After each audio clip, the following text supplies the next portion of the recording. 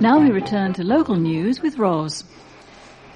Campaigners are urging Enfield Council to prioritise child vaccinations after new figures showed the borough had the lowest rate of MMR jabs in the country. Public Health England revealed that just 78.3% of children under 2 years of age had received the all-in-one injection against measles, mumps and rubella, compared to the national average of 92.7%. Campaigners from Healthwatch Enfield said there was now the most concerning health factor affecting the borough. The Health Watchdog's chief executive, Lorna Reith, told the Advertiser, "We do need to raise awareness about MMR and also make it easier for parents to take their children somewhere to get the vaccine. Parents are offered free vaccinations for their children by their GPs, but sessions can also be held in schools or children's centres in the area where take-up is low." The 2015 figures for MMR jabs in Enfield represented nearly a 5% drop compared to 2014. Health bosses have been unable to explain why the rate has fallen so significantly in a single year. Responsibility for local public health was transferred to the council in April 2013, and the council had not responded to the Advertiser's request for a comment at time of going to press. Other health indicators revealed in the annual profile for Enfield published by the Public Health England, a government agency, show there had been improvements in tackling inequality and infant mortality. And Mrs. Reith said, "Healthwatch Enfield welcomes news that health inequalities are falling in the borough alongside with infant mortality, but we remain concerned that not enough is being done to combat child obesity in the borough, and urge health planners to prioritise MMR vaccinations, since Enfield now has the worst record in the country." Despite the reduction in health inequalities, life expectancy is 7.7 years lower for men and 4.3 years lower for women in the most deprived areas of Enfield than the most affluent areas. Infant mortality is now 4.6 per 1,000 births compared to 5.6 in 2014, while nearly 1 in 4 children in Enfield, 24.8%, is now classified as obese by the age of 11, a slight increase from last year. A former group editor of a series of local newspapers has died at the age of 100 after spending more than 50 years of his career dedicated to reporting the news and views of the borough. Born in Fulham in southwest London in 1914, Bert Huggins was a toddler when he moved to Enfield with his parents, who set up shop as tobacconists and confectioners on the corner of Church Street and Silver Street in Enfield town.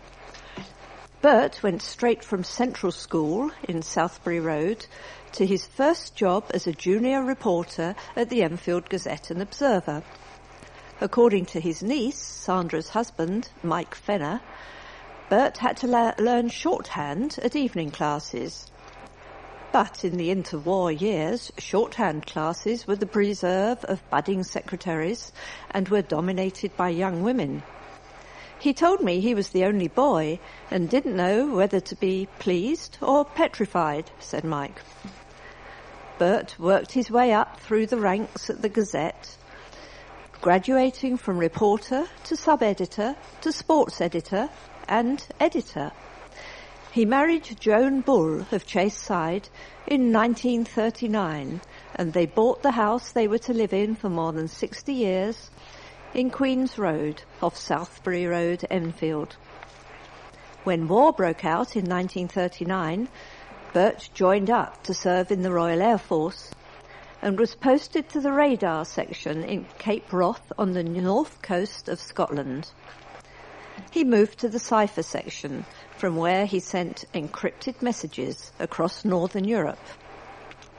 When the war ended and he was demobbed from the RAF, Bert stepped back into his old life at the heart of local news and took over editing the Palmer's Green and Southgate's Gazette, before being promoted to group editor of all the North London titles, a role he carried out until his retirement in 1979. Mike revealed that sport always played a big role in Bert's life, with a passion for cricket and football in school, morphing into a love of tennis and badminton at club level in Enfield as an adult.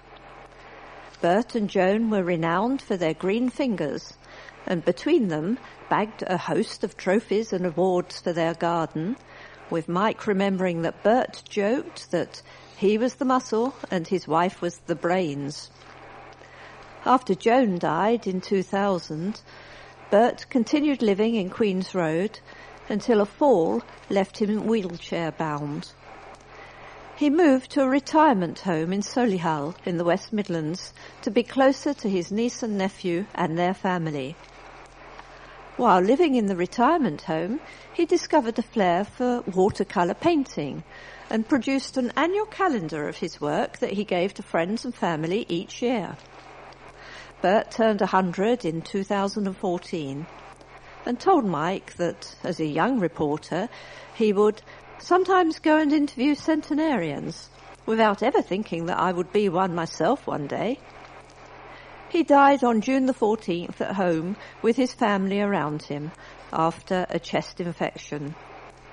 The funeral will take place on Friday at 12:30 p.m. at Robin Hood Crematorium in Solihull, with a wake afterwards planned for the Sunrise Senior Living Retirement Home in Solihull.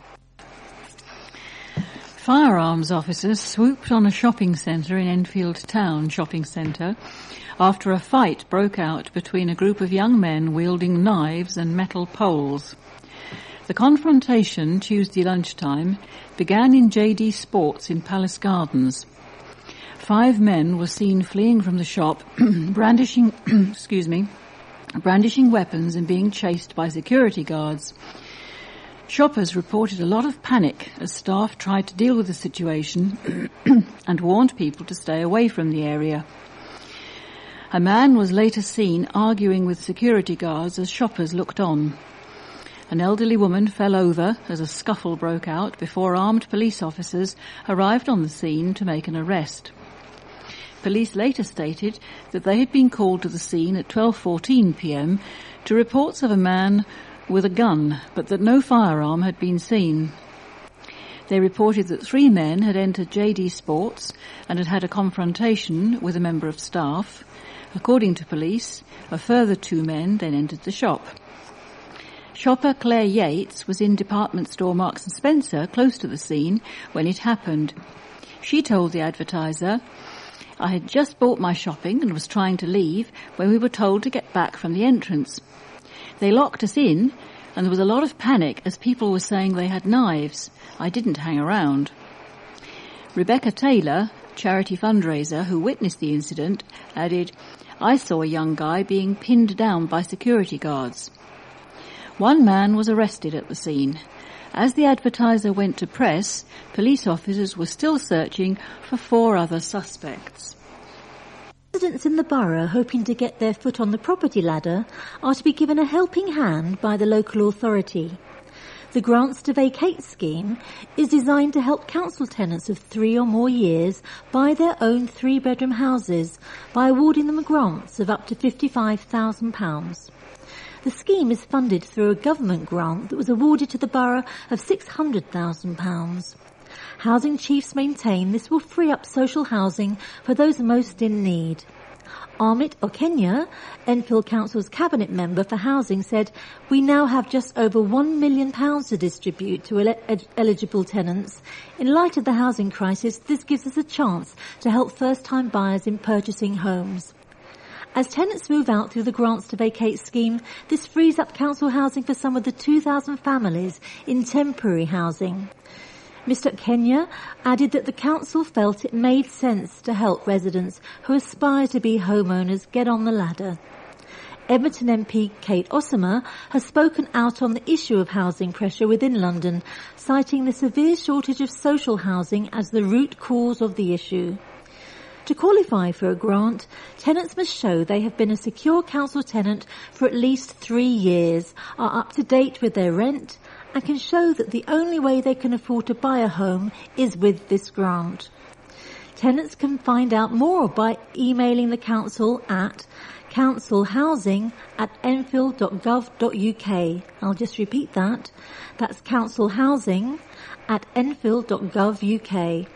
Or by downloading the Grants to Vacate, a guide for tenants fact sheet, and a Grants to Vacate application form from www.enfield.gov.uk. Car dealers who made £1.3 million in bogus VAT claims on more than 160 Lamborghinis, Ferraris and Porsches have been jailed for more than 14 years. Manoj Vyas, 55, of Berry Street, Edmonton, was given a 4-year prison sentence and banned from acting as a director for 8 years when he appeared at St Albans Crown Court last week. His brother, Paresh Vyas, previously of Mayfair Court, Observer Drive, Watford, was jailed for 5 years, and Saju Popat of Rowlands Avenue, Pinner, was sentenced to 5.5 years and banned from acting as a director for 8 years. The brothers helped dealer Popat, 48, fraudulently claim back thousands of pounds of tax on each sale of the second-hand supercars, each worth up to £200,000, between 2009 and 2011. Manoj Vyas, director of All Trade, charged the full rate of VAT on his sales invoices, which resulted in the purchasing company paying the full amount to All Trade. But because they had an invoice showing VAT from All Trade, they were able to reclaim the VAT they had paid to the company from HMRC. This was never declared by All Trade because it declared VAT only on the profit. The luxury cars were mainly sold to Popat, who worked for a car company in Harrow. He was an active participant in the fraud, telling the Vyas brothers the exact make, model and specification of the luxury cars he needed. Popat then sold the vehicles VAT-free for export at below market value to an associate in Malaysia, where right-hand drive vehicles are highly sought after. All Trade sold more than 160 vehicles, which included the full VAT charge on their invoices. By declaring and paying only the VAT on their profits, but charging VAT on the full value of the vehicles, they evaded a total of £1,313,500 during the fraud. Paul Barton, Assistant Director of Criminal Investigation at HMRC, said, "This was a blatant attack on the tax system. Their only aim was to line their pockets at the expense of the taxpayer. These three took away more than £1 million from vital public services through this fraud, and we will aim to recoup the proceeds of their crime. Tax crime does not pay." London Mayor Boris Johnson has told passengers using the new London Overground service to Enfield Town and Cheshunt not to expect miracles following several weeks of delays and cancellations. Transport for London took over control of train services on the line from Abellio, Greater Anglia, on May the 31st, promising improved reliability, passenger satisfaction and cheaper fares. But problems with the carriages transferred to TfL's London Overground network have resulted in a series of delays and cancellations. Enfield commuter Andrea Lewis was one of several who took to social media to complain about the service. She said on Twitter, "Another day, another delay for Enfield Town. Tell me again at LDN Overground why it's better that we're now part of your network." Joan McCartney, the London Assembly member representing Enfield and Haringey, quizzed Mr Johnson at City Hall. The Mayor said, "You aren't going to see miracles. I'm confident in a couple of years you will see the sort of improvement we have seen on other parts of the Overground. Our objective is to invest in these stations, invest in these services and invest in new trains." London Overground managers later said the problem stemmed from the standard of train carriages received by TfL from Abellio Greater Anglia, some of which had not been in use for 3 years and required urgent repairs and maintenance. It meant that some carriages were not ready to go into service, and the length of trains had to be reduced from 8 carriages to 4. TfL claims most peak services are now running with 8 carriages again, but have yet to explain why it was unaware of the substandard rolling stock before taking control of the line.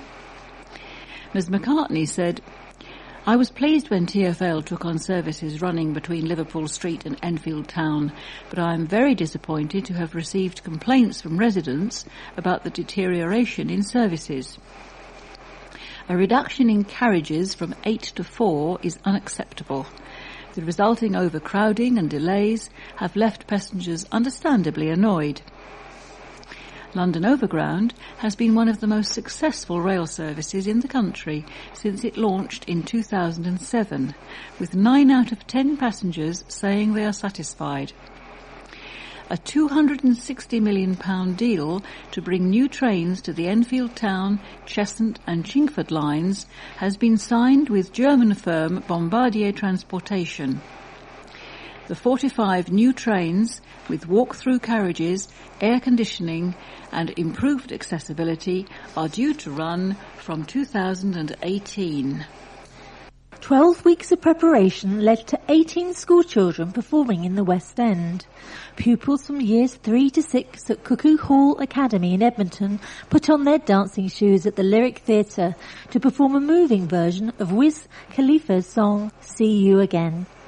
The Edmonton Glee Club competition saw more than 100 schoolchildren perform, with Cuckoo Hall picking up the West End Vocal Excellence Award.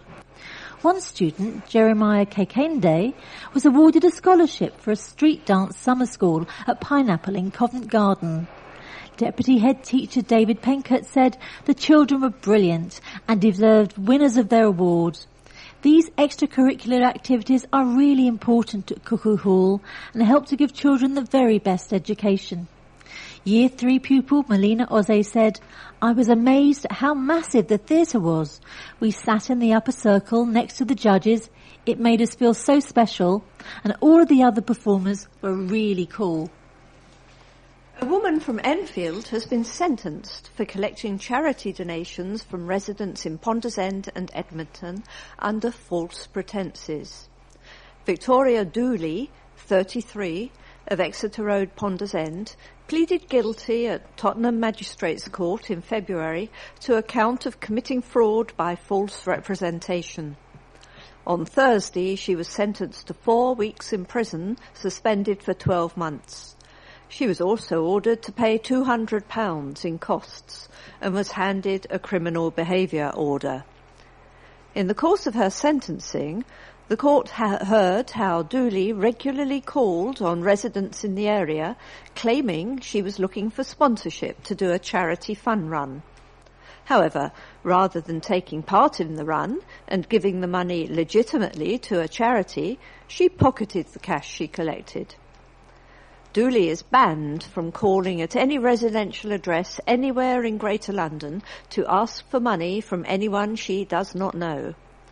Detective Constable Marvin Turner from Enfield's Community Safety Unit said, "Dooley has a history of preying on the elderly and their good nature in order to falsely obtain money from them. This order sends out a clear message that this kind of behaviour is totally unacceptable, and we are committed to bringing to justice individuals that target vulnerable members of our community." In total, Dooley managed to scam a total of £14 from trusting neighbours before she was caught. A cycling scheme designed for riders of all abilities is celebrating a year of helping people to get on their bikes. The Inclusive Cycling Scheme was set up by Enfield Council last year, and more than 2,200 people have been recorded making use of it so far. Council bosses organised a day of events to showcase the project and thank the organisations and individuals who are already fully signed up members of the scheme. Last year, the council was awarded £30 million from the Mayor of London's office to boost cycling in the borough, and subsequently launched its Cycle Enfield initiative, of which the inclusive scheme is part. Cabinet Member for the Environment, Daniel Anderson, said, "This fantastic scheme demonstrates the popularity of cycling in Enfield and supports our determination to encourage people of all abilities and in all parts of the borough to cycle." With cycling cited as a key way to stay healthy, Alev Kazimoglu, the Cabinet Member for Health and Adult Social Care, added, "This service is extremely popular with people who have a physical disability, mobility problems or learning difficulties. They can enjoy cycling through a beautiful park, discovering their independence." One regular user of the service, Peter Cripps from Bush Hill Park, has described the transformation he has seen in his own life as a result of the scheme. "I am 84 years old and this scheme enables me to get back on a regular bike," he said. "For me, it has been an exhilarating experience." Part of the cycling revolution involves anyone who has a rusted, unloved and underused bike donating it to the young people at Wesley School in Hazelbury Road, Edmonton, who are learning the key components of bike mechanics at their school shop in the North Mall of Edmonton Green Shopping Centre. Nika Kiza, the Cabinet Member for Public Health and Sport, said, "Our inclusive scheme is a great introduction for people learning how to cycle.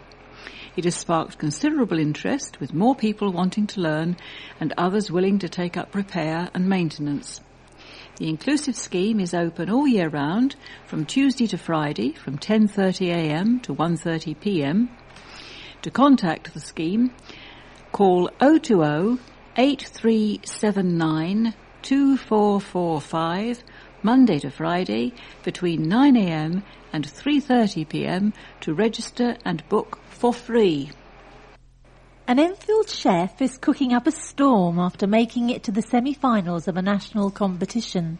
Hoping to follow in the footsteps of Gordon Ramsay, David Burgum of Enfield Town is adding the finishing touches to his menu ahead of the semi-finals of the National Chef of the Year competition, hosted by Craft Guild of Chefs.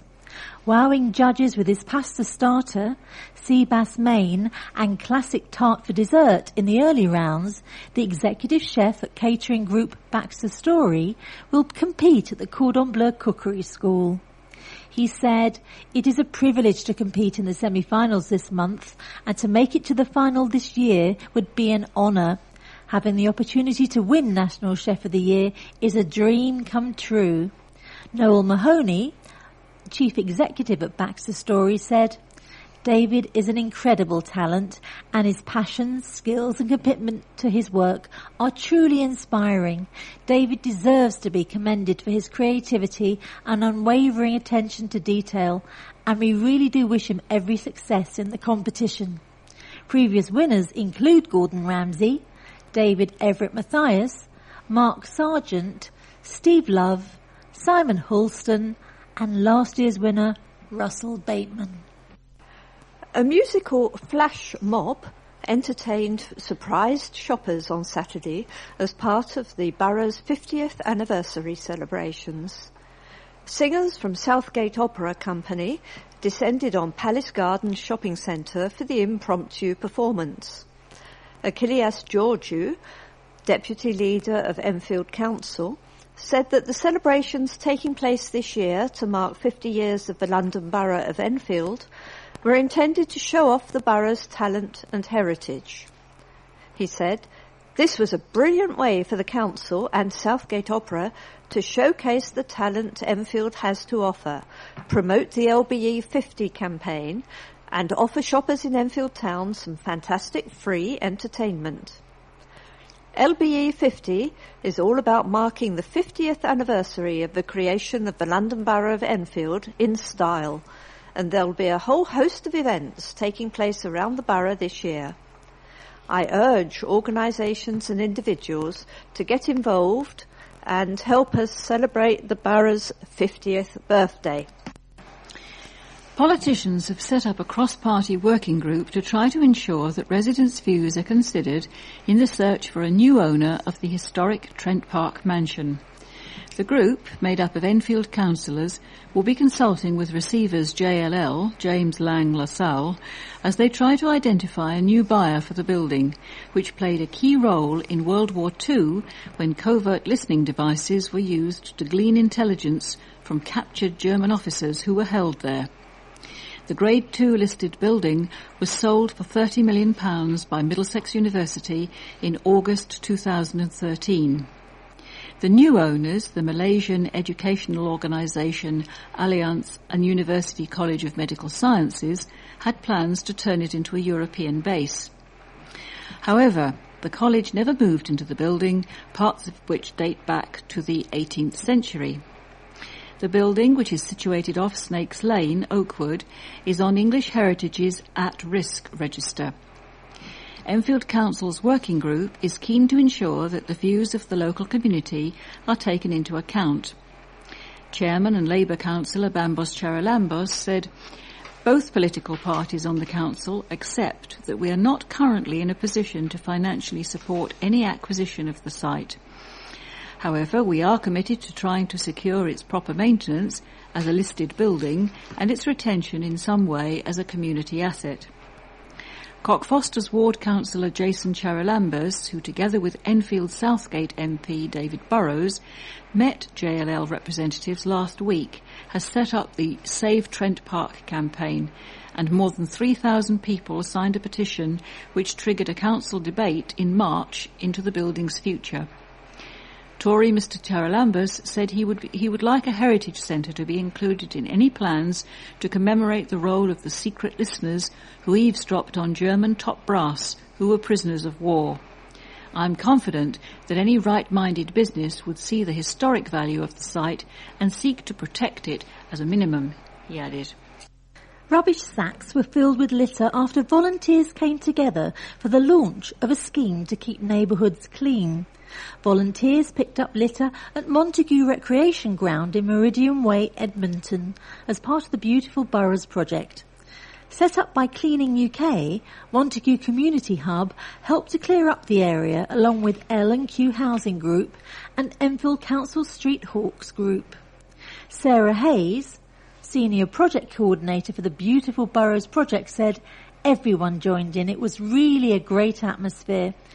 The group have set up a brilliant example of what we hope others in Enfield will soon follow." We have reached the end of our programme for this week. Thank you for listening. So from the team of Ros, Sonia, myself and Jason on the controls, it's goodbye. Please remember to turn over the address label in your postal packet, put the cassette into the packet and return it to us as soon as possible, in readiness for the next edition. Don't forget, you can call Diane to Jersey regarding any help you may require in connection with Enfield Talking Newspaper.